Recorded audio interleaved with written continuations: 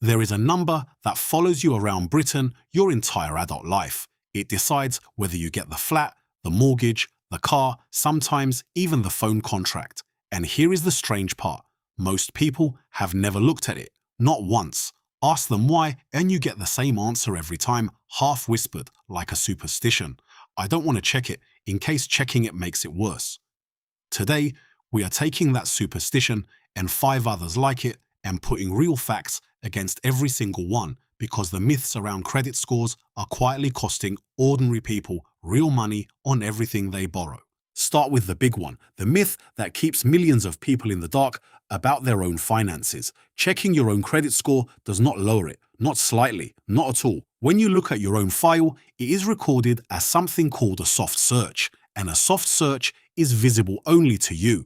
Lenders cannot see it. It is not used in any scoring calculation. You could check your score every single morning with your coffee, and it would make no difference whatsoever. The confusion comes from its opposite, the hard search, which happens when you formally apply for credit. Those are visible to lenders for around 2 years. They can knock a handful of points off temporarily, and a cluster of them in a short window makes you look desperate for credit. That is the entire distinction. Looking is free. Applying leaves footprints. Millions of people have spent years afraid of the wrong one.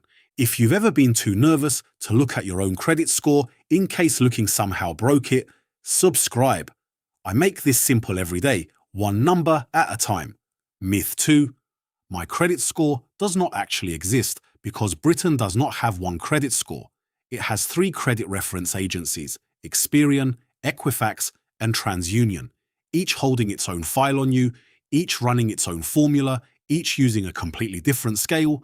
Experian scores you out of 999, Equifax out of 1,000, TransUnion out of 710. The same person on the same day might look brilliant on one and mediocre on another, simply because different lenders report to different agencies and the data arrives at different times. And here is the part almost nobody knows. Lenders do not even use the headline score you see. They take the raw data underneath and run it through their own internal scorecards, built for their own products. That shiny number on the app is a guide for you, not a verdict from them, which is exactly why being declined by one lender never means being declined by all of them. Myth 3, and this one has genuine folklore status, the credit blacklist. It does not exist. There is no central register of banned people, no secret list your name goes onto, no database that automatically locks you out of borrowing forever. Every lender makes its own decision, against its own criteria every single time. A rejection is one company's answer to one question on one day. It is not a national judgment. Myth 4. The previous tenant's debts are haunting your address. They are not, because credit files are attached to people, not properties. The bankrupt who lived in your flat before you makes no difference to your file whatsoever. If debt collectors' letters keep arriving for someone who moved out, that is a nuisance for your recycling bin, not your credit score. The only way another human being touches your file is through a financial association, a joint account, a joint mortgage, a joint loan. Sign one of those with someone whose finances are chaos, and their chaos genuinely can drag on your applications. Live next to them, work with them, or sleep in the bed they used to sleep in. Irrelevant. Myth 5. A big salary means a good score. Your income is not on your credit file at all. Neither is your job title, your savings, or your investments. A surgeon on £200,000 who missed 3 card payments last year looks worse on paper than a barista who has paid every bill on time for 5 years.